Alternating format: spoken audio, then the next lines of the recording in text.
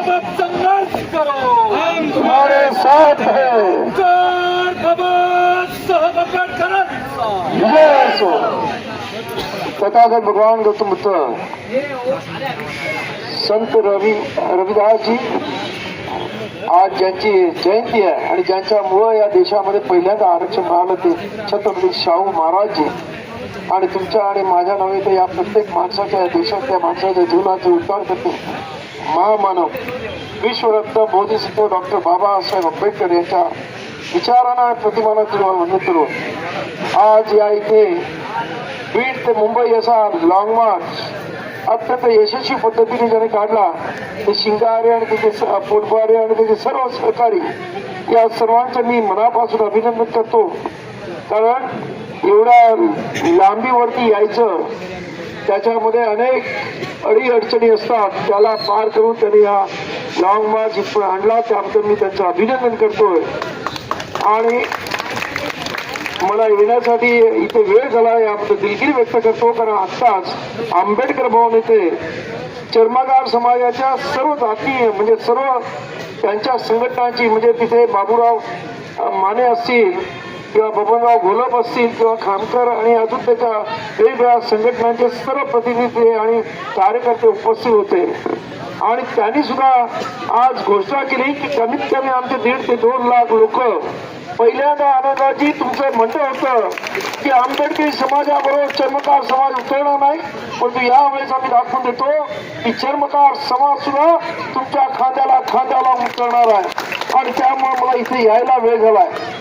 मला पूर्ण खात्री आहे की हा मोर्चा न भूतो न भविष्यती असा 30 तारखेचा होणार आहे, कारण त्याच्यामध्ये आंबेडकरी समाज तर प्रामुख्याने असणार आहे, चर्मकार समाज आहे, ढोर समाजाचं पाठिंब्याचं लेटर आलंय, त्यानंतर वेगवेगळ्या समाजाची पाठिंब्याची लेटर्स आलेली आहेत आणि त्यांनी सर्वांनी सांगितलंय की आम्ही झाडून येणार आहोत।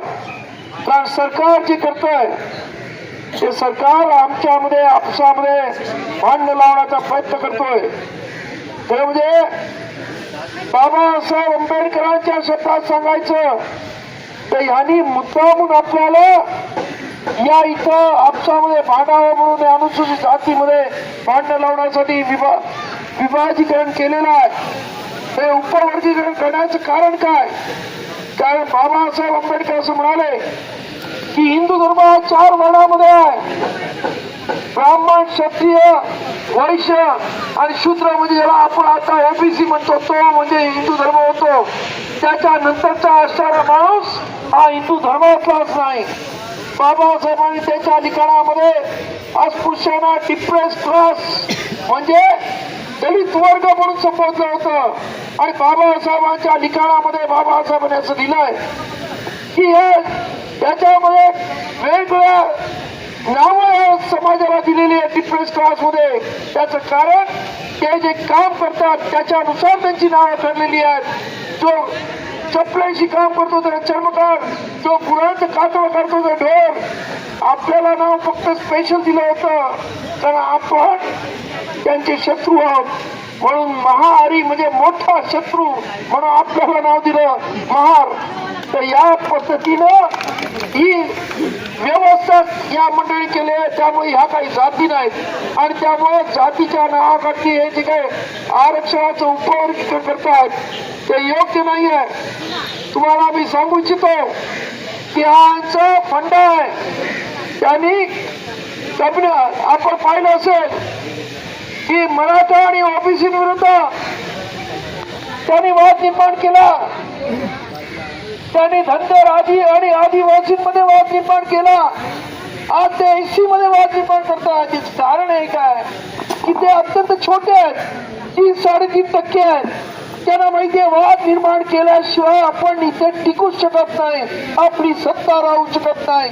आणि त्यामुळं आपसामध्ये यांना भिडवा, एकमेकांच्या विरुद्ध लढवा, मग आपली सत्ता इथे आरामात टिकू शकते। आणि त्या पद्धतीने ते वाद निर्माण करत आहेत। त्यांना काही मातंगाचं काही तोंड बघितलं त्यांचे दिवस काय चांगला जाणार नाही।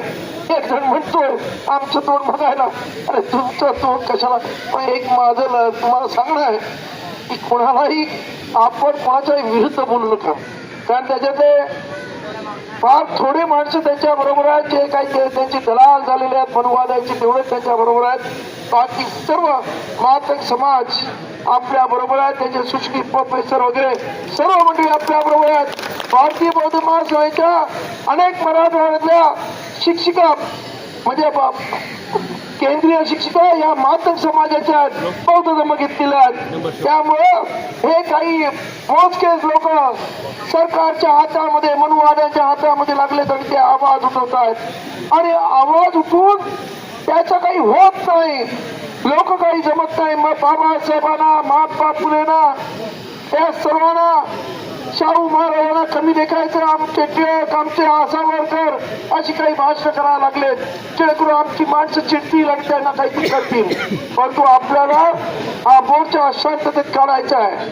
आपल्याला कुठल्याही प्रकारचं हे नको करा. आपलं लढाई ही त्या मातक समाजाबरोबर नाही, आपली लढाई सरकार बरोबर आहे. कारण सरकार हे हरामखोर सरकार आपलं आपसामध्ये लढाई लावत आहे. त्यामुळं आपल्याला दगड लागला म्हणून त्या दगडाला मारायचं नाही, तर तो दगड मारणारा हात खोडायचा आहे तो बघून त्या हाताला झोडपायचं आहे, हे लक्षात घ्या. आणि त्यासाठी या इथं आपल्या सर्वांना माझी विनंती आहे की आपण सोशल मीडियावर बरेच ऍक्टिव्ह आहात. मी पाहतो सोशल मीडियावर फारच आपल्या समाजाने विद्रोही साहित्यिकाची भाषा आता सुरुवात केली, ती तर थांबवा. आणि त्याऐवजी आपले वाहत उद्या ते आपल्याला जॉईन होणार आहेत. त्यामुळे त्याची काळजी करू का. काही शिल्लक लोक तर त्यांच्या बरोबर असतील, ती सुद्धा त्यांचं मतपरिवर्तन करा. आपण तथागताच्या विचाराची लोक आहोत, मतपरिवर्तनावरती विश्वास ठेवणारे लोक आहोत. त्यामुळं अशा पद्धती होऊ नका. आपण एक सांगतो की अत्यंत प्री प्लॅन्ड आहे. तुम्हाला मी सांगतो हा निर्णय सुप्रीम कोर्टात आला 1 ऑगस्ट 2024 रोजी. पण पार्टीला हे उपवर्गीकरणासाठी कमिटी नेमली 2023 रोजी महासंचालक वारेच्या अंडर. म्हणजे ह्यांना काय आधीच कळलं होतं की आमच्या सुप्रीम कोर्टाचा निर्णय काय येणार आहे. त्यानंतर मी तुम्हाला गप्पा सांगतो की 1 ऑगस्ट 2024 निर्णय आला आणि त्याच्यावरती रिव्ह्यू पिटिशन म्हणजे त्या निर्णयाविरुद्ध याचिका करण्यात आली की हा तुमचा निर्णय बरोबर नाही. त्याचा निर्णय आला 16 ऑक्टोबर 2024 पण त्याच्या आधीच महाराष्ट्र सरकारने न्यायमूर्ती बदल कमिटी अपॉइंट करून याच्यावरती काम सुद्धा चालू केलं. म्हणजे सरकार याच्यामध्ये पूर्णपणे दोषी आहे आणि त्यामुळं सरकारचा ह्याच्यामध्ये हात आहे. सरकारला मुद्दामून भांडणं लावायची आहेत. त्यामुळं आपण सर्वांनी या इथं 30 तारखेला त्याला एकच धक्का द्यायचा आहे, म्हणजे मेट्रो सिनेमाला यायचंय. तुम्हाला मी सांगतो की त्याने मुस्लिमांना हिंदू मुस्लिम केलं. आपण पाहिलं आज बिचारे मुस्लिम कोपऱ्यामध्ये गेले घाबरून आहेत. त्याने ख्रिश्चनांना मिशनरीना मारलं, चर्चेस हल्ले केले, ते बिचारे घाबरून आहेत. इथं त्यांनी बाबासाहेब आंबेडकरांच्या आंबेडकर भवनवर हल्ला केला. रात्री 12 वाजता तोडण्याचा प्रयत्न केला.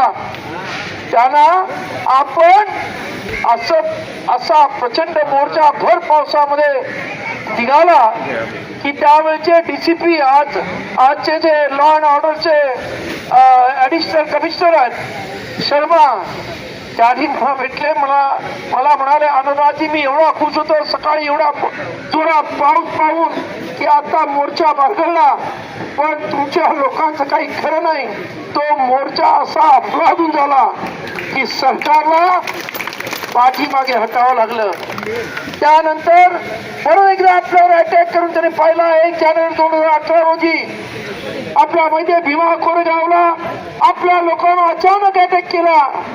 पण 3 जानेवारीला परत एकदा आपल्या समाजाने महाराष्ट्र बंद केला. पूर्ण महाराष्ट्र बंद झाला, मुंबई बंद झाली आणि त्याचा परिणाम काय झाला. मुंबईतून एकही इंटरनॅशनल फ्लाईट उडालं नाही. अख्ख्या जगामध्ये चर्चा झाली मुंबई में क्या हुआ. आणि मग सर्वांना कळलं भीमा कोरेगाव काय आहे. भीमा कोरेगावचा इतिहास अख्ख्या जगाला त्यावेळेस कळला. त्यामुळं आमच्या नादी लागायचं नाही. सरकारला सांगा आमच्या नादी लागायचं नाही. ते इतर ठीक आहेत, आम्ही एका अंगावर घेतलं की ते शिंगावर घेतल्याशिवाय राहत नाही. आणि त्यामुळं 30 तारखेला प्रत्येकाने यायचं, कारण उद्या जे हे उपवर्गीकरण झालं मग आम्ही सांगतो त्याचा परिणाम काय होणार आहे. तुम्हाला 4% काहीतरी रिझर्वेशन देतील, परंतु जेव्हा या रिझर्वेशनच्या जागा भरायच्या येतील तेव्हा तुमची माणसं आधीच नोकरीला असतील, त्यामुळे इतर गटातल्या अबकडमध्ये दुसऱ्याला जागा मिळतील, त्यानंतर मग आदिवासींना मिळतील, त्यानंतर ओबीसीना मिळतील आणि तुमचा नंबर येईपर्यंत 25-30 वर्ष जातील, तोपर्यंत तुमची एक पिढी बर्बाद होणार आहे. आणि हे बर्बाद होऊ द्यायचं नसतं. तुमच्या पोरांनी आणि तुमच्या नातवानी तू शंडासारखा का बसलास म्हाताऱ्या असं तुम्हाला म्हातारपणे विचारायचं नसेल तर तुम्ही लोक या मोर्चामध्ये याल, एवढं मी आवाहन करतोय आणि आपल्याला सांगतोय. जय भीम.